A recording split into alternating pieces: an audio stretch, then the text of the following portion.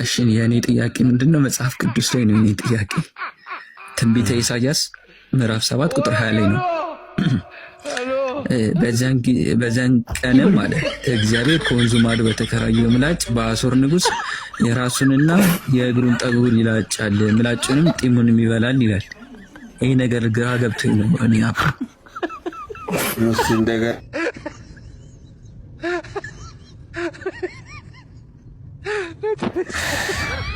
እሺ እኔ ጋር ምጥቅ ያስቸገረኝ ነው መሰለኝ። ይሰማል ድምጽ አሁን አይደለ አባ? እሺ ትንቢታዊ ነገር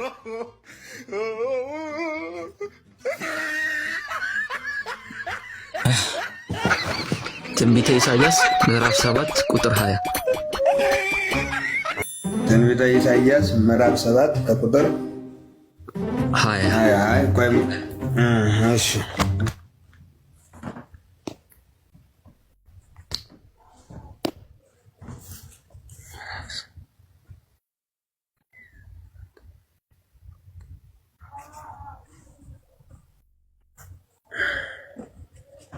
እሺ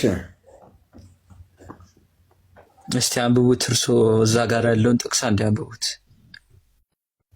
እሺ እሱን አንተ መጀመሪያ እኛ በጸሎት ይሄን ጥያቄን አስቀምጣህልና በጸሎት ከጀመርን በኋላ ነው ወደ መልሱ የምንሄደው። መምህር ወንድማችን እሺ አባ ግን ማለት እኔ ይሄን ነገር አንብቤ ግራ ስለገባኝ ነው ቶሎ ቢመልሱልኝ እና ቶሎ ምን ለመማር ብትሞክሩ እንደዛ ብዬ ነው።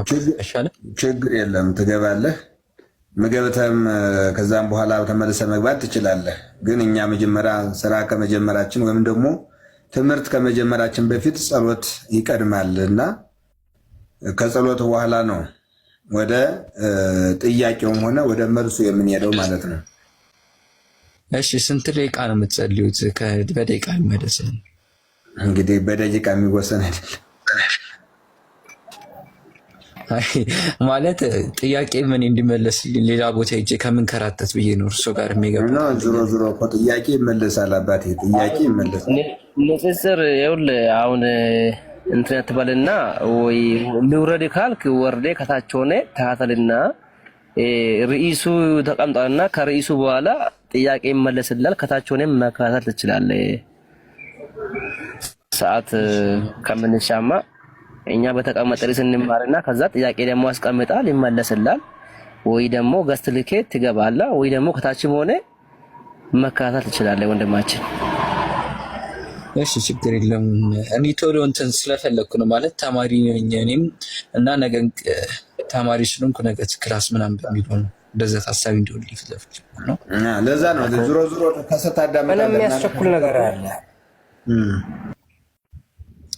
እናንተ ማለት ነው ግን ለመማማርም ስለሆነ ይሄ ነገር ሳነበው ግራ ስለገባኝ ሌላ ቤት ቤት የመጡት ይራኛል ወንድሜ። አሁን እኛ ጸሎት ጀምረን ከዛ ከጸሎት በኋላ የያዝነው ርዕስ አለ። ይህን ርዕስ ደግሞ ካለ ወይም ደግሞ በውስጥ መስመር መናገር ወይም ደግሞ ማስቀመጥ ትችላለህ። በዚያ ልክ መልሱ ይሰጣል። ካለዛ ደግሞ ከርዕሱ በኋላ ይህን ጥያቄ መልስ ወንድማችን የጠየቀውን ጥያቄ እንመልሳለን ማለት ነው። ከታች ብሩክ የሚለው አካውንት አንድ መልስ ስጠው። እኔ ያው ሙስሊም ነኝ ብያለሁ ጋሽ አይደለ አባ ሙስሊም ሆኔ እና ብሩክ የምትባለው አውቆ ነው ሙስሊም ነው የምትለው። እኔ ሙስሊም ነኝ እንጂ ክርስቲያን አይደለም። አንደኛ ለማወቅ የመጣው ሙስሊም ነኝ እና ጸሎቱን ስጨርሱ በቃ ከ5 ደቂቃ በኋላ ልመለስ አባ። እስቲ እንግዲህ እንደ እግዚአብሔር ፍቃድ እግዚአብሔር ይርዳል። እሺ እመለሳለሁ። ብቻ ቀጥሉ። በቃ ሁላችሁም እስቲ በትምህርተ መስቀል ታማትባላችሁ። ወደ ጸሎታችን እንሄዳለንና ሁላችሁም አማትቡ። አባ ታገሰ።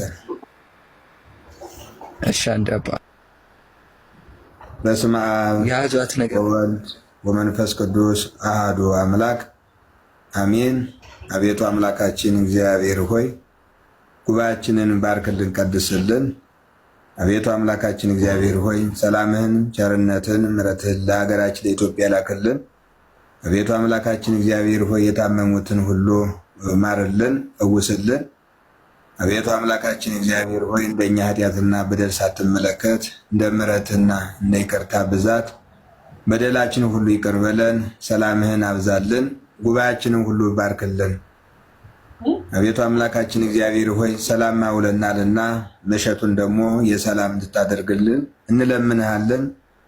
እንዲህ እያል ቅዱስ ስምህን እናመሰግናለን። አባታችን ሆይ በሰማያት የምትኖር ስምህ ይቀደስ፣ መንግስትህም ትምጣ፣ ፈቃድህ በሰማይ እንደሆነች እንዲሁም በምድር ትሁን። የዕለት እንጀራችንን ስጠን ዛሬ፣ በደላችንንም ይቅር በለን እኛም የበደሉንን ይቅር እንደምንል። አቤቱ ወደ ፈተና አታግባን ከክፉ ሁሉ አድነን እንጂ ይህች መንግሥት ያንተ ናትና ኃይልን፣ ክብር፣ ምስጋና ለዘላለሙ አሜን። እመቤታችን ቅድስት ድንግል ማርያም ሆይ በመልአኩ በቅዱስ ገብርኤል ሰላምታ ሰላም እልሻለሁ። በሐሳብሽ ድንግል ነሽ፣ በሥጋሽም ድንግል ነሽ። የአሸናፊ እግዚአብሔር እናት ሆይ ሰላምታ ለአንቺ ይገባሻል። ከሴቶች ሁሉ ተለይተሽ አንቺ የተባረክሽ ነሽ። የማኅፀንሽ ፍሬ የተባረከ ነው። ጸጋን የተመላሽ ቅድስት ሆይ ደስ ይበልሽ፣ ልዑል እግዚአብሔር ከአንቺ ጋር ነውና ከተወደደው ልጅሽ ከጌታችን ከመድኃኒታችን ከኢየሱስ ክርስቶስ ዘንድ ይቅርታና ምሕረቱን ለምኝልን ኃጢአታችንንም ያስተሰርይልን ዘንድ ለዘላለሙ አሜን።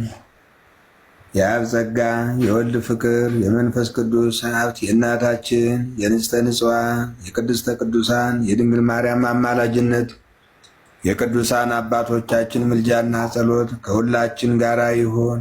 ማይሰራ ኃጢአት እግዚአብሔር ይፍታ። እግዚአብሔር ይባርክ፣ እግዚአብሔር ይቀድስ። ጉባኤያችን እግዚአብሔር አምላክ ይባርክልን። ክቡር መምህራችን ጤና ይስጥልኝ። መምህር ዘራ ዳዊት ኔትወርክ ይዞ ነበር መሰለኝና መምህር ዘራ ዳዊት ጤና ይስጥልን። አብሮ ይስጥልን። አባታችን ይፍቱ ብያለሁ። እንዴት ዋላችሁ? እግዚአብሔር ሁላችን ይባርክልን። አባትን የነኝ ይፍቱን። ሰላም ዋሉ። እግዚአብሔር ይመስገን ሰላም ነኝ። ደህና ነዎት? ሰላም አላችሁ? እግዚአብሔር ይመስገን ሰላም ነን። እግዚአብሔር ይመስገን ሁሉ ሰላም ነው። እግዚአብሔር የተመሰገነ ይሁን። አባቴ ሰላም ነኝ። ደህና ናችሁ እናንተ?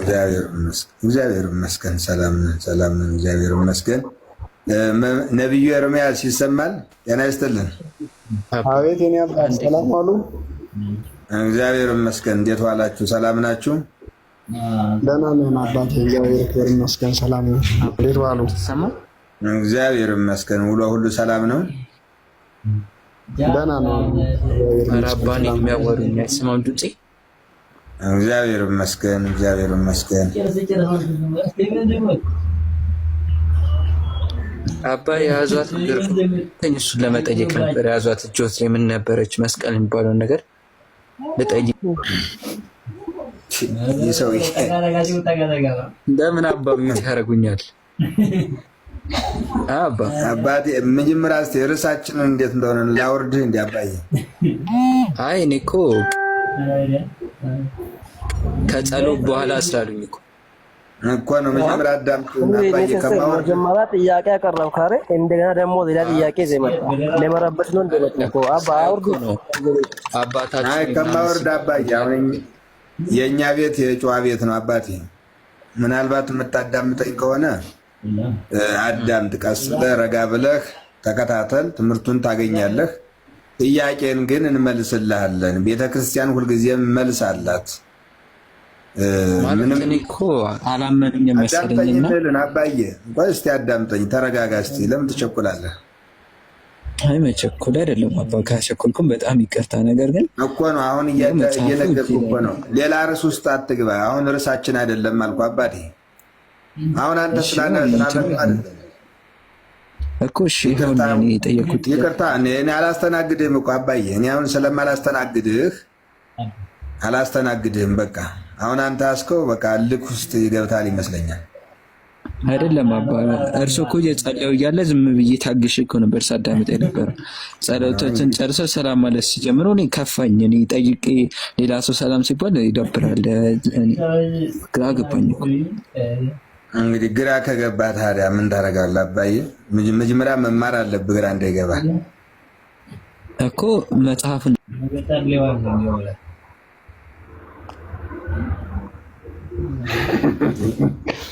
ምን አይነት ሰው ነው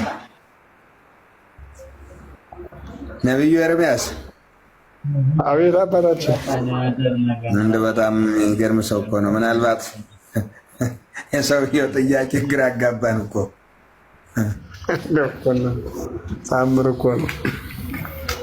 እንደ በጣም የሚገርም ነው።